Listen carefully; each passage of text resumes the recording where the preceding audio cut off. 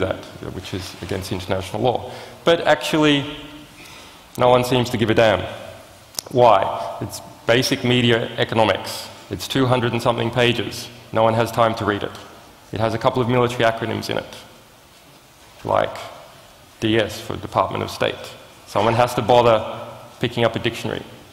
And that tax on understanding is too high. So maybe intelligence agencies from other countries, countries that have been invaded, actually maybe take this material and use it. But it doesn't enter into the general political discourse. So we have tried to think of a way to provide incentives, sustainable incentives to journalists to give them the time to read the material. And we did an experiment earlier on where we had nearly 7,000 emails from Hugo Chavez's former speechwriter. And, well, that's a lot of material, and we knew from past experience that if we release a lot of material, no journalist will write about it. They don't have the time to look at it, and you need experienced people to write about serious things. So we decided we'd try and measure who was willing to invest the most, and we did an auction for exclusivity, and found that actually that was really, really hard. The logistics were too hard.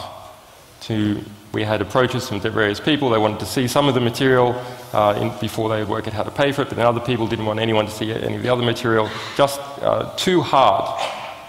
So there seems to be a natural form of exclusivity which we can give, which is when a journalist or media organisation, or perhaps we'll extend this to bloggers as well, is involved in bringing in the material in the first place, then they can have exclusivity for it for a period of time. And that allows them to invest in the material. So normally when we release something, it goes from zero supply, which has high value because we're the only ones who have it, to infinite supply.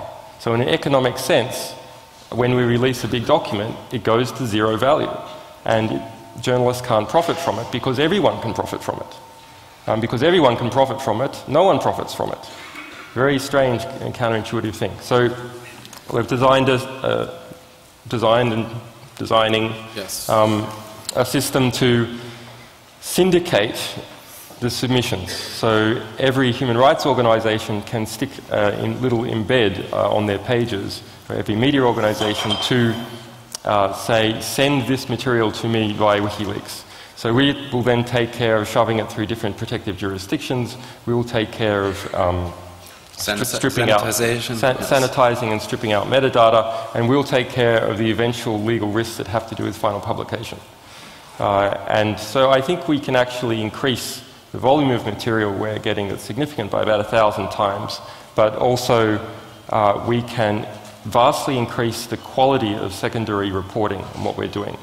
And you know, if we release material and it has no political impact, we're not doing our job. There's still some political impact for search engines, even if the press doesn't write about it. About 40% of our hits are from search engines.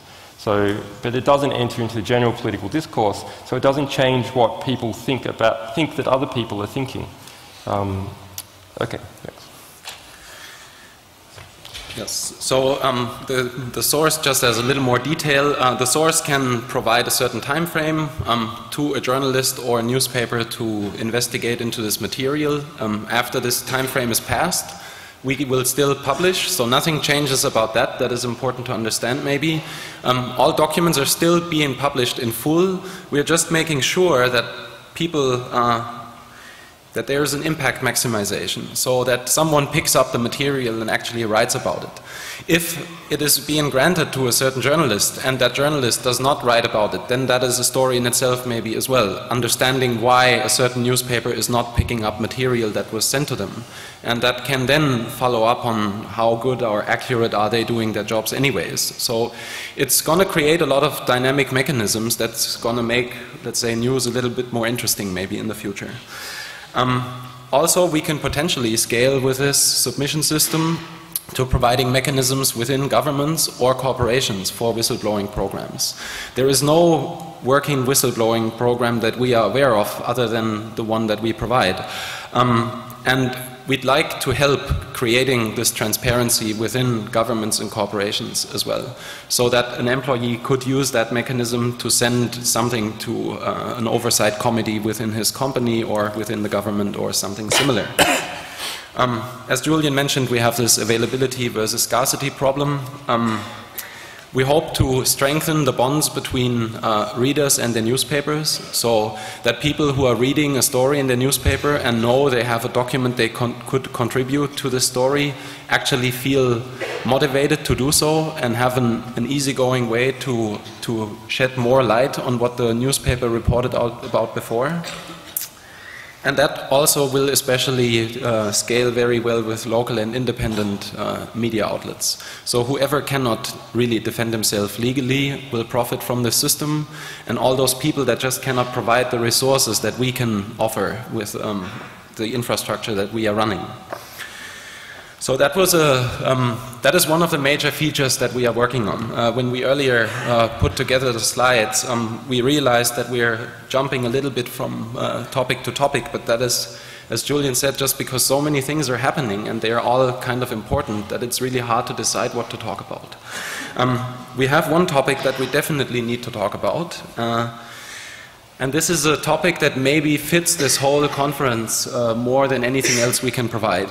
It's the Here Be Dragons topic, because we are going onto a very, very new territory with an experiment that we have tried to seed with the people of Iceland. So we've been to a conference at the beginning, at the end of November in Iceland. And for those of you who don't know, we published the loan book of one of the largest Icelandic banks back in, what was it, August? August 31st. Yes. And the loan book exposed who was taking all the money out of this bank shortly before it went bankrupt. And it was really important to every single person living in Iceland, in a population of 300,000 people. That's such a small microcosm that everyone is affected by the bankruptcy of the banks. And everyone could have a look at this loan book and understand what insiders took all the money out of the country before all the system went down. So there were facts on the table where people could understand who had actually robbed the country and who had sent them to debt slavery for the next generations to come. So about 6 billion euros represented by that loan book. And yes. 2 days after we released it, the national broadcaster RUV, the BBC equivalent of Iceland, made it their major story on the evening news. 5 minutes before they went to press, an injunction landed on the news desk, and they couldn't say anything. First time in history for Icelandic TV news. So they just said, well, we can't tell you what's in the report, and we have nothing else to say. So here's the picture of the website that has the report. We'll just leave it there for the next few minutes.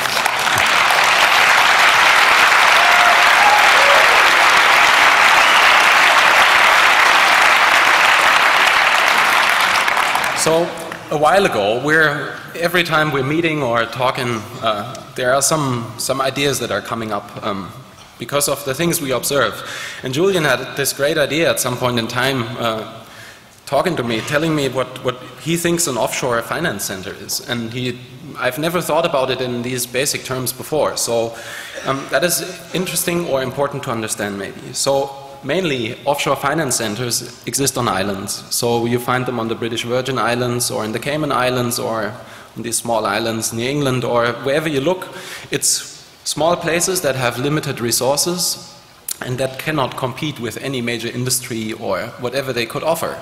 So they could maybe get tourists coming to their country, but this is not really maybe as big money as attracting some of the real business. So these people, what they do, the only thing they do is they provide a specialized package of laws.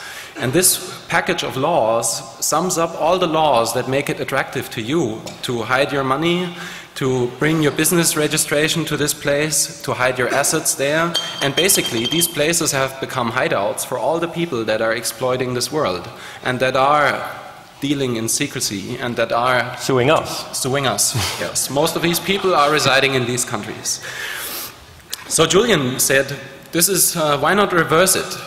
Why not make it the other way around? So what could an offshore publication center be?